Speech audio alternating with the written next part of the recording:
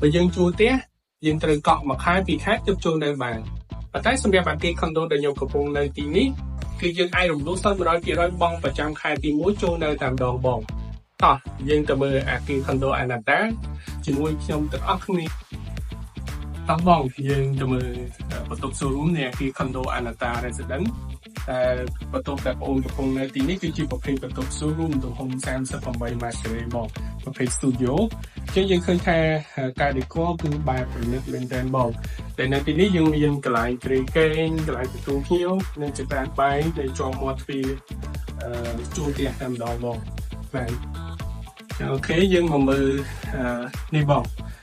កន្លែងចង្ក្រានបាយដែលយើងរៀបរាប់ឲ្យពីស្រាប់កន្លែងហូតនិងចង្ក្រានអគ្គិសនីអញ្ចឹងមើលទៅបែបប្រណិតមែនទែនដែលក្នុងនេះមានការ decor យើងអាចទុកដាក់សម្ភារៈបានច្រើននៅក្នុងនេះបង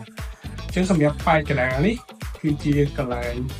ដាក់ទូទឹកកកហើយនឹងទូកៅអៅនេះបងអញ្ចឹងទូកៅអៅគឺយើងជា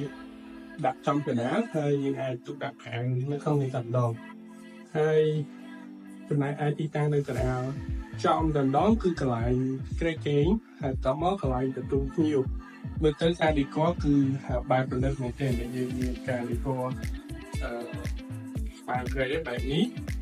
ហើយនឹងកន្លែងទទួលភ្ញៀវនេះបងបាទហើយសម្រាប់ TV ចាំអញ្ចឹងយើងអាច decor តុកន្លែងធ្វើការហើយនឹងតុសម្អាតផងដែរយកបែបប្រណិតហើយ clean មែនទែនសម្រាប់ការរស់នៅរបស់យើងជាង condo គឺផ្ដល់លក្ខណៈនៃការ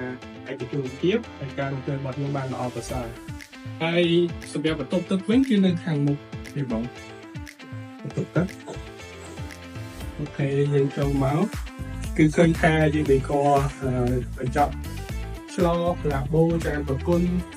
ហើយនៅខាងនេះគឺយើងមានកញ្ចក់ខណ្ឌមួយទឹកដែល light នេះបងអញ្ចឹងសម្រាប់កន្លែងនេះគឺយើងមួយទឹកទៅអត់មានការសាយពីខាងក្រៅទេដល់ដោយសារយើងខណ្ឌកញ្ចក់ហ្នឹងណាហើយយើងមានទឹកកៅទឹកកញ្ចក់ហើយជាស្រាប់ដែរពី condo ផ្លោជុំបាទបងសម្រាប់ condo នេះគឺទំនើបមែនទែនដោយសារការតឡើងសម្រាប់ទ្វារចេញចូលហ្នឹងគឺយើងប្រើជាប្រភេទ smart key យើងអាចប្រើជា chip ឬក៏ password របស់យើងតែម្ដងអញ្ចឹងមានភាពងាយស្រួលសម្រាប់ group member ដែលនៅក្នុងបន្ទប់នេះបងបាទបងសម្រាប់វេរ៉ុងដានេះគឺមើលទៅធំទូលាយមែនទែនទំហំ38ម៉ែត្រការ៉េណាបើតាមវេរ៉ុងដា